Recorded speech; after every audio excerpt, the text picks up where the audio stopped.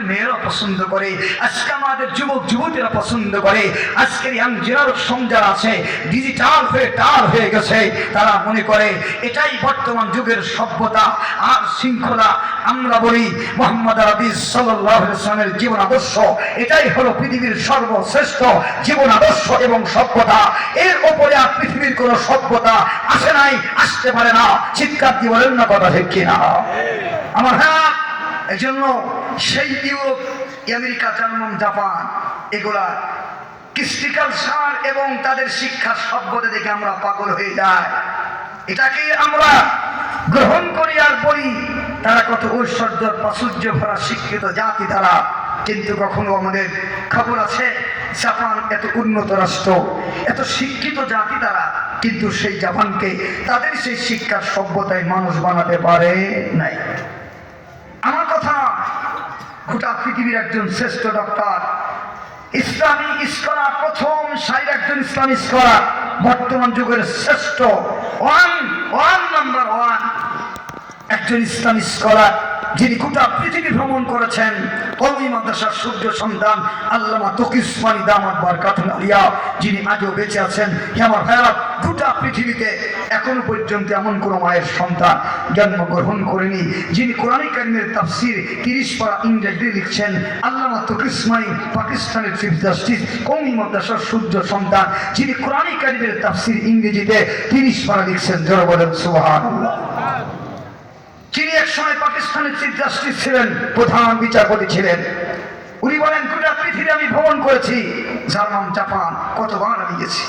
উনি বলেন সেই জাপান এত উন্নত রাষ্ট্র, যেই রাষ্ট্রে আমি পা রেখে আমার বন্ধুরা বলল হুজুর বিশাল সেমিনারে হাজার হাজার মানুষ আজকে আপনি বয়ান করবেন, তার আগে একটু গোসল করে শরীরটাকে জিরিয়ে নেন। আমি গেলাম গোসল করার জন্য, কিন্তু সাগর পরে নামতে পারি নাই। হুজুর বলেন আমি চোখ বন্ধ করে ফিরে আসছি। আমাকে বললো হুজুর গোসল করবেন না। আমি বললাম গোসল করবো, বলো দেখি এখানে গোসল করে কারা? হুজুর মা আর মেয়ে এক ঘাটে গোসল করে, মাও কমপ্লিট উলঙ্গ, মেয়েও কমপ্লিট উলঙ্গ। পিতা পুত্র এক ঘাটে গোসল করে, পিতাও কমপ্লিট উলঙ্গ, পুত্রও কমপ্লিট উলঙ্গ। জোরে বলেন নাউজুবিল্লাহ। বুঝে থাকলে বলুন যে শিক্ষার সভ্যতায় একজন মানুষের ইজ্জত সম্মান রক্ষা করতে পারে না, অথচ গরু ছাগল হলো তারা তাদের বেশ দিয়ে তাদের ইজ্জত সম্মান রক্ষা করার চেষ্টা করে। যে জাতি তার শিক্ষার সভ্যতায় একজন মানুষের ইজ্জত সম্মান রক্ষা করার মতো শিক্ষা দিতে পারে না, সেই শিক্ষার সভ্যতা মানুষের শিক্ষার সভ্যতা হতে পারে না। শুধু তাই নয়, আমার ভাইয়েরা, আমার কথা বিশ্বাস না করে নেটে চান্স দিয়ে দেখেন, তাদের কৃষ্টি কালচার বই জাপান বলে চান্স দিয়ে দেখেন, বুঝতে পারবেন যে হুজুরের কথার সাথে এই কথাগুলি মিল আছে কিনা। শুধু তাই নয়, সেই আমেরিকার কথা বলে এত শিক্ষিত জাতি দ্বারা, আমি আপনাদেরকে বলি আমার কথা নয়, পৃথিবীর সর্বশ্রেষ্ঠ যারা ডক্টর ছিলেন, ইসলামী গবেষণা মেজর গবেষক ছিলেন আল্লামা আলী থানভী রহমতুল্লাহি আলাইহি।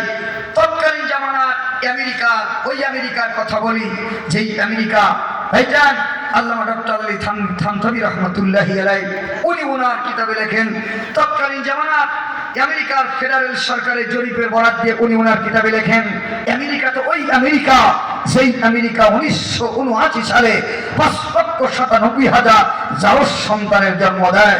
বুঝে থাকলে বলুন যে শিক্ষার সভ্যতায় 5,97,000 জারজ সন্তানের জন্ম হতে পারে। এই শিক্ষার সভ্যতা আল্লাহর কসম মানুষের শিক্ষার সভ্যতা হতে পারে না।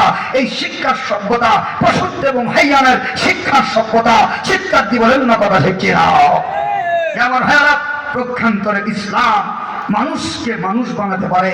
এই কোরআন কারীমের শিক্ষায় একজন মানুষকে প্রকৃত মানুষ বানাতে পারে। যারা বলেন না কথা ঠিক কিনা আমার ভাই? আমার কথা নাই, খুব ভালো করে খেয়াল করেন। ওই আমেরিকার কথা বলে আমি আপনাদেরকে সামনের দিকে আমার আলোচনা এগিয়ে নিয়ে যেতে চাই। একজন বিশিষ্ট আলিম দিন আল্লাহ বলা মানুষ ভাইজন, যেই নারীর পণ্যে হাফ প্যান্ট পরা, খ্রিস্ট ধর্মের একজন নারী যুবকদের হুজুর ডেকে বলে, যুবকেরা শোনো, তোমরা কেন এই উলঙ্গ নারী আমার সামনে নিয়ে এসছো? যার হাফ প্যান্ট পরা নারীকে আমার সামনে হাজির করলে যুবকেরা বলে হুজুর মাইন নিয়েন না, হুজুর এই মেয়েটি খ্রিস্টান ধর্মের একজন নারী, আমেরিকায় তার বাড়ি, আপনার হাতে ইসলাম ধর্ম গ্রহণ করবে। হুজুর বললেন শোনো, কতক্ষণ পর্যন্ত আমি তারে কালিমা পড়াবো না, আমি তারে কোনো কালিমা পড়াবো না যতক্ষণ পর্যন্ত ইসলামের নিয়ম হলো একজন যুবতী নারী কোন মানুষের সামনে যাবে, পরপুরুষের সামনে যাবে, তার শরীরটাকে সুন্দর করে আবৃত করে ঢেকে যাবে। তাছাড়া তোমরা ওই নারীকে এখনই একটা কাপড় নিয়ে সে ঢেকে দাও, না ঢাকা পর্যন্ত আমি তারে কালিমা পড়াবো না। যুবকরা তাই করলেন। শেষ পর্যন্ত যুবকেরা যুবতী নারীকে সুন্দর একটা কাপড় দিয়ে ঢেকে দিলেন। এরপরে যুবতী নারীকে হুজুর জিজ্ঞেস করে বলে, মা তুমি একজন খ্রিস্ট ধর্মের নারী, মা ও মা আমি তোমার কাছে জানতে চাই, তোমার পিতা মাতার বাপ দাদার ধর্ম খ্রিস্ট ধর্ম ত্যাগ করে কেন তুমি ইসলাম ধর্মে দীক্ষিত হতে চাও? ইসলাম ধর্মে তুমি কি দেখেছো রে মা? যুবতী নারী বলে, হুজুর আমি যদি এই কথা বলতে যাই আমার কলিজা ছিঁড়ে রক্তক্ষরণ হয়, এই কথা বলার মতো যেন আমার সাহস হয় না হুজুর, আমার কলিজা ফেটে যায়, আমি বলতে পারি না। আপনি যখন বলছেন আমার অবশ্যই বলতে হয়। হুজুর গো, আমি হলাম খ্রিস্ট ধর্মের একজন নারী, এই খ্রিস্ট ধর্মের নারীদের এত স্বাধীনতা, একজন নারী তার গার্লফ্রেন্ড তার বয়ফ্রেন্ডকে সাথে করে নিয়ে সারা রাত দিন রাত ঘুরবে, নিজের স্বামীর হাত ধরে চলতে চলতে অন্য পুরুষের মাইজান হাত ধরে স্বামীর সামনে থেকে অন্য পুরুষের হাত ধরে চলে যাবে, সারা রাত কাটাই দিবে, সারাদিন কাটাই দিবে, কিন্তু তার স্বামী কোনো কিছু বলার অধিকার রাখে না। হুজুর এই দেশের নারীদের তো স্বাধীনতা, একজন কোন সন্তান তার বাবার পরিচয় দিতে পারে না, মায়ের পরিচয় দিতে হয়। জোরে বলেন নাউজুবিল্লাহ।